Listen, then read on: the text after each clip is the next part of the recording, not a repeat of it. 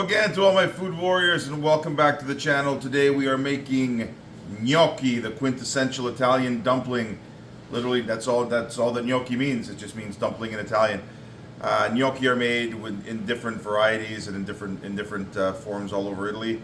The most classic is the potato gnocchi, which again has its origins in the north of the country and is probably the most well known, but we make gnocchi literally out of a number of different things.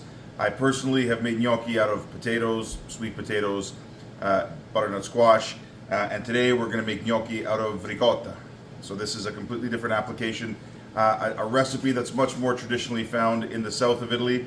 Today we're going to be taking, I guess, a little visit along the west coast of the country, kind of halfway down. So if we go down to kind of the Amalfi Coast, everywhere from Amalfi to Naples to Caserta, Salerno, Sorrento, these are all areas that really are quite well known for the ricotta dumplings, and in this case ricotta gnocchi, although ricotta gnocchi are pervasive all over the south of Italy. So really this is really what we call part of the cucina povera. This is peasant food, but really this is food that's made with very, very few ingredients, but it's food that feeds the belly and feeds the soul.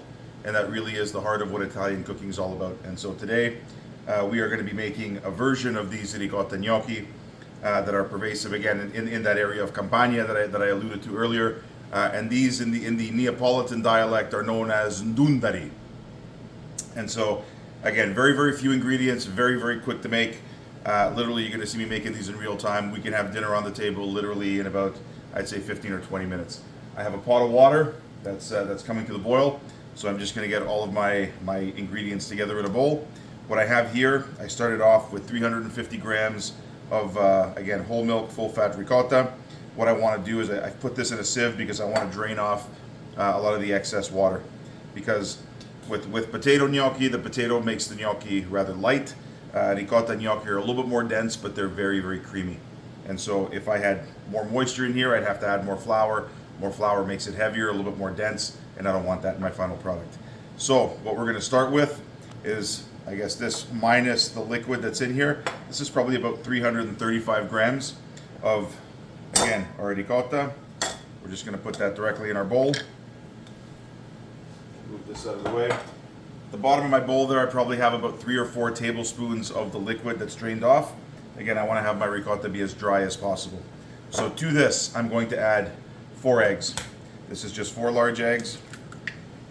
There we are. I'm going to crack this right into the bowl. Now, some will do this exclusively with the yolk. I use the whole egg in the same manner that I make my pasta. And so we're just going to crack these in. And the egg is really going to be the binder for our gnocchi. There we are. Now, just going to give my hands a quick rinse. There we are. Now to this, I'm just going to give this a quick mix. I want to incorporate essentially all of my wet ingredients into one homogeneous mixture. There we are.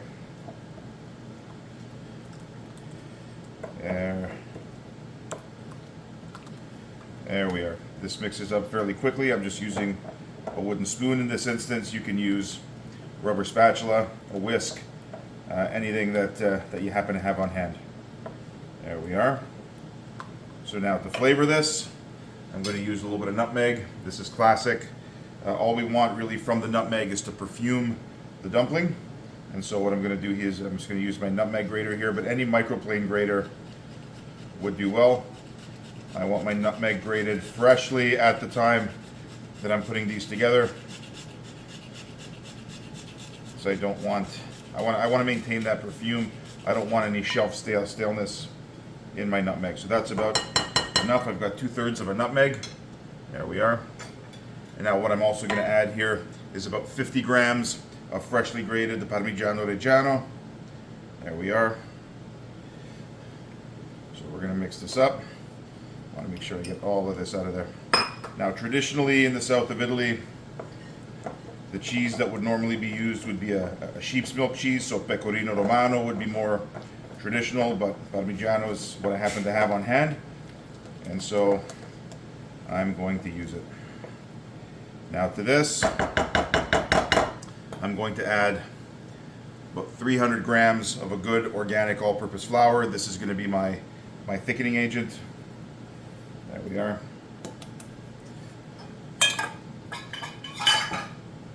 There we are. And we're just going to bring all of this together. There we are. And now when this starts to thicken, I'm going to switch from my wooden spoon to my hands. Now my hands have been thoroughly washed, and these are the best kitchen tool that you have. There we are. So move this out of the way, and we'll just get right in there with our hands. Just mix this around the bowl until it all comes together. Now really what we want here, the flour that we're adding is just enough flour that's going to keep these dumplings together. We don't want any more flour than is absolutely necessary, and the reason being, the more flour we add, the denser and tougher the dumpling is going to get. And so we just want to work this to the point where literally we have a very loose dough that comes together. There we are. So we want to be somewhat gentle with this. Now we'll just move this out of the way, and we will put all of this directly on our work surface. There we are. Now because we're dealing with flour here, flour at different times of the year will absorb a different amount of liquid, because flour has the ability to absorb liquid out of the air. And so during times of the year where there's more moisture in the air, your flour will absorb a little bit less moisture within your mixture. And here our mixture is still a little bit loose, so we are going to add just a tiny bit more flour just to bring this all together. There we are. There we are. So we're just going to keep kneading this gently. There we are, while the dough comes together. All right. Now we're just going to get the excess off our fingers. There we are. And in order to help that along, just a little bit more flour on our hands. There we are. Now we can get all of the excess dough onto our board and into our dough ball here. All right. There we are. All right. This is just what we want. It's just holding together. There we are. All right. So now I'm going to give my hands a quick wash. There we are. And we will get to forming our dumplings.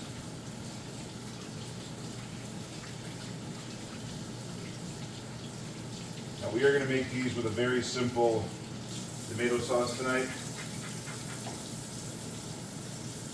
Really, it's a very, very simple recipe, but it absolutely packs a punch in terms of flavor.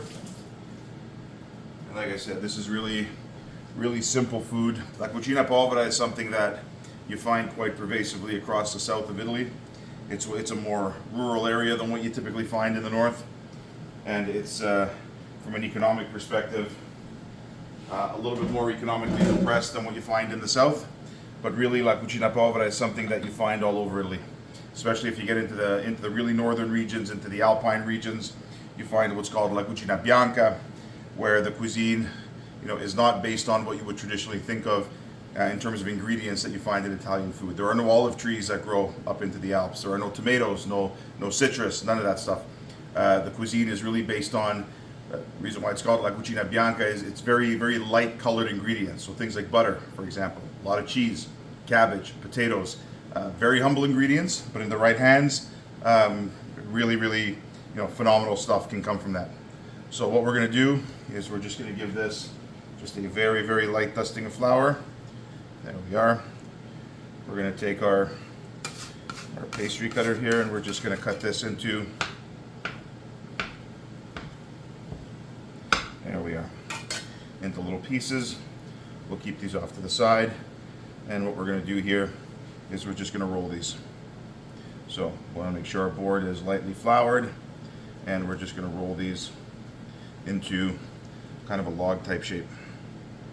Now remember, this is home cooking, this is rustic, you know, and as we think about kind of the snowflake type analogy, every one of these is going to be a little bit different, and that's okay. And all we're going to do here is we're just going to cut these up.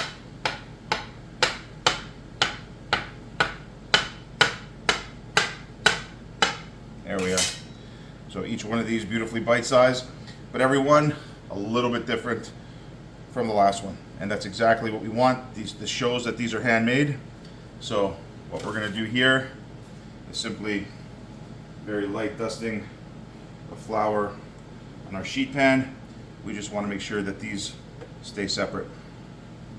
There we are, until they're ready to be cooked. There we are. Oh, I can smell the nutmeg, beautifully fragrant dumplings.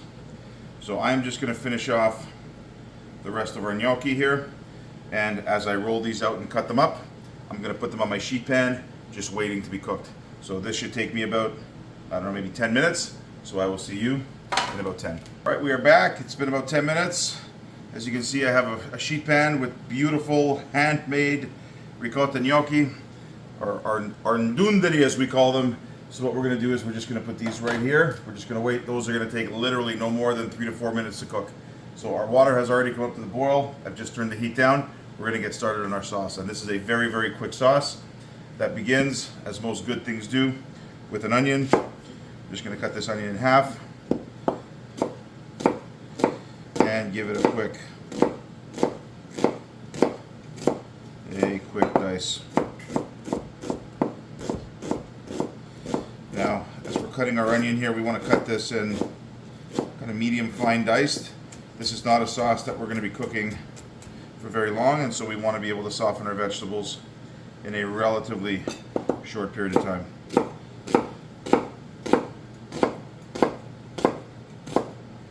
There we are.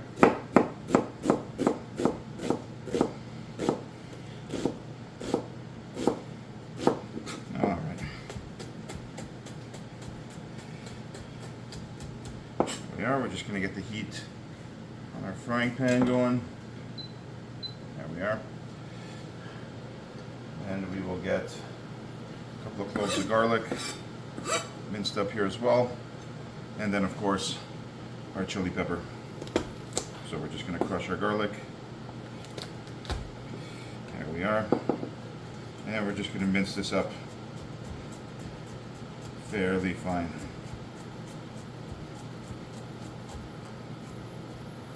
There we are. These really are the flavors of the south of Italy, certainly the region of Campania and the Amalfi Coast. Now you can do a lot of different things as far as sauces go. As we cook these gnocchi and we want to finish them, we can obviously make a nice tomato sauce, very simple tomato sauce for them. A beautiful bit of sage butter as well would be a great way to finish them. Today we're going to make a very, very simple sauce that's very, very traditional and typical of the region. With my chili here, I'm cutting it up, seeds and all, as I do want the essence of the chili in my sauce. So what we're going to do, we're going to start things off with a little bit of olive oil. There we are.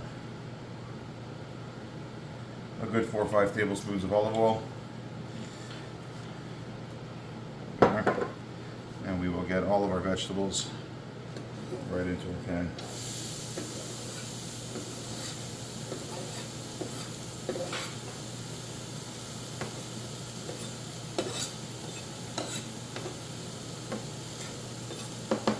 There we are.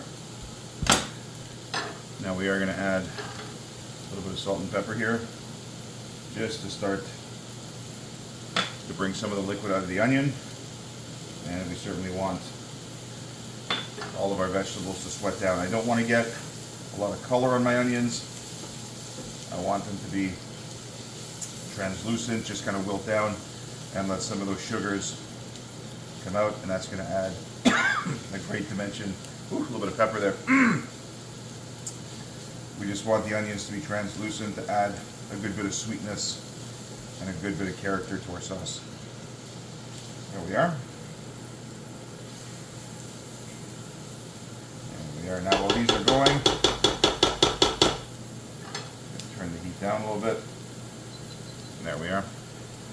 We will get a bowl, and we will get a beautiful tin of our plum tomatoes. There we are. And as we always do, put these into our bowl, and we're going to scrape all of that goodness down with our spatula. We don't want to waste any of what's in here. There we are. Now we're just going to give this a quick rinse. There we are. And just rinse the inside of our container, and that way all of that goodness is in the bowl. Now what we're going to do here is just get in there with our hands, and we're going to give this a beautiful squash. Now you don't want to be too aggressive with this, otherwise you're going to be wearing the tomatoes and you'll be getting a good tomato facial. So we just want to, there we are. We just want to break these up. There we are, in a beautiful handmade fashion. Again, very, very rustic. We want to keep to the same theme of rustic home cooking, of la cucina povera, that rustic home cooking, that peasant food, very, very simple food that sustained Italians, certainly in the south of Italy, for millennia. There we are. There we are. So we will give our hands a quick wash.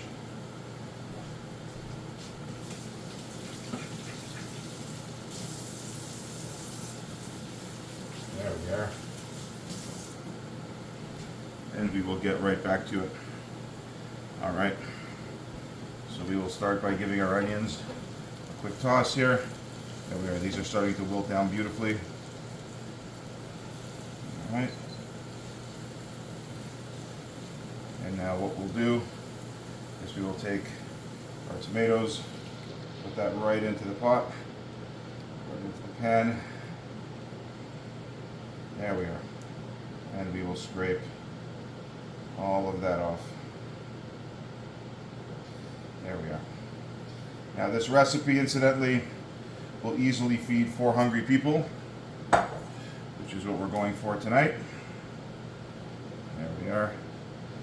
So we'll just mix this around and let this come up to temperature.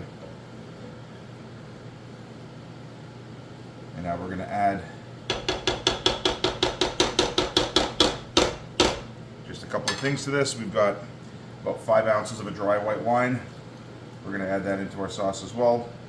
And what that's going to leave behind is a little bit of fruitiness, a little bit of sweetness, a little bit of acidity. And it's really going to round out our sauce. Because our tomatoes, again, were unsalted, we're just going to add a little bit of salt in there and a little bit more pepper. And we will give this a quick stir. Now literally our sauce is about maybe 10 minutes away from being done. That's it. The last thing we're going to add is just a little bit of fresh basil right at the end, because we want to maintain that freshness. But literally our sauce is pretty well there.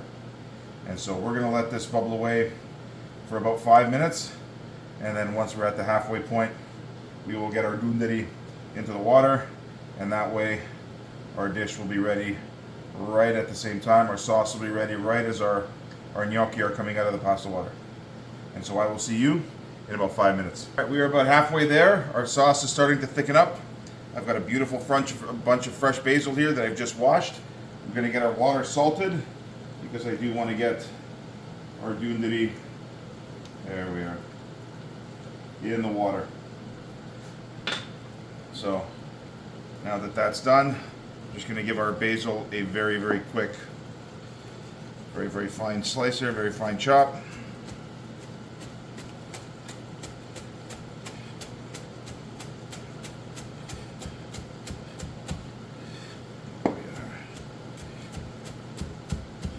And again, we want to keep this rough, keep this rustic. There we are.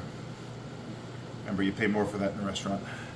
So we'll get this right into our sauce, so our basil can start to perfume that sauce.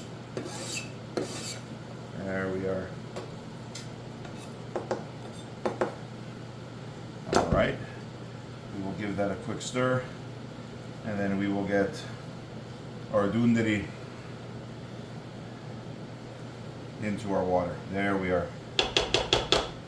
All right, I've just got myself a quick spatula here.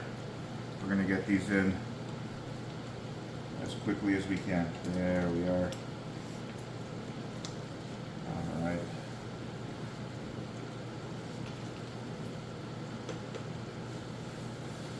And these will literally take no more than 3 or 4 minutes to cook. This is a big enough pot where I can get all of these in at once. There we are. And we need to just loosen some of these up.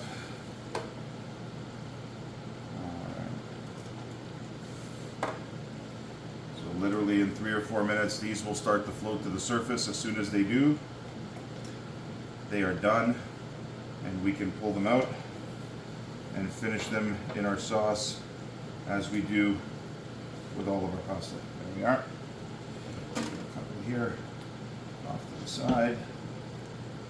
All right, there we are. All right, we will let these go for 3 or 4 minutes.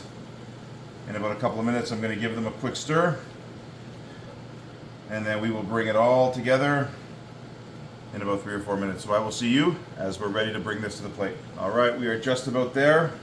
Our sauce is thickening up beautifully. Our ricotta gnocchi have floated to the surface. We're just going to fish these out with our spider and add these right to our sauce. Now these are beautifully delicate. All beautifully separate, all beautifully individually distinct. Oh, just gonna turn the heat down a little bit here. There we are. Make sure we drain these well. Add them to our sauce. Now look at that. Just gonna let these cook in the sauce for the last 30 seconds or so. Oh. Very, very pleased with these. There we are.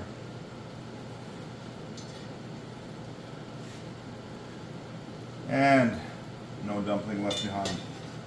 Just going to give this one final stir, make sure we've got them all. And we absolutely have. So we will shut the heat off here. Give these a quick, just look. Look at that.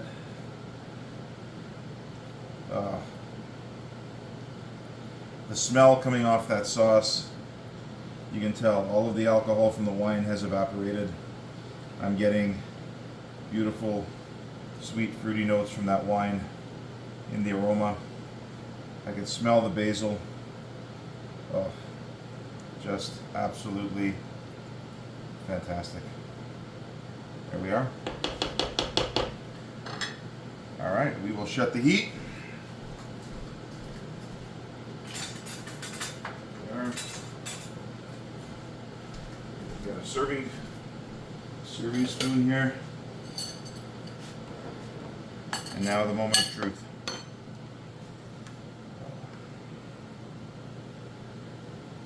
There we are. That's right into the bottom of our bowl.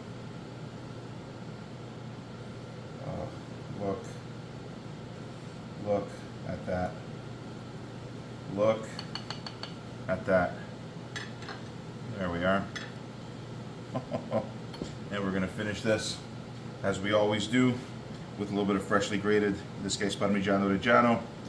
This is about 100 grams that we have in our bowl here. Looks like a lot because it was grated on a beautiful microplane grater, but this is really not a lot by weight. We're just going to let this, we're going to let it snow, and we are going to mix it right into our dish. Oh, come on.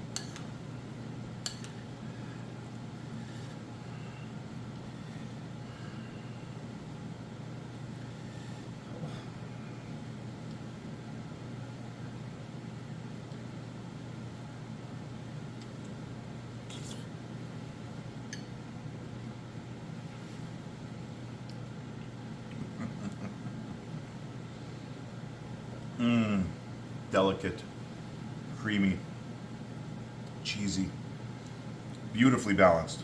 Beautifully balanced. You get the sweetness from the tomatoes, you get a little bit of the kick from that pepper, beautiful aroma and fragrance from the basil, sweetness from the onions. You taste it all. You taste it all.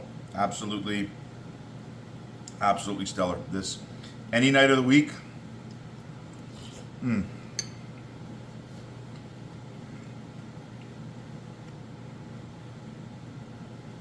Fantastic. Any night of the week, this will easily feed a crowd. This will impress. I'm telling you, if anyone turns their nose up at a bowl of beautiful Ndundari, beautiful, fluffy, pillowy ricotta gnocchi, I'm telling you, you know what? Show them the door. You don't need them in your life.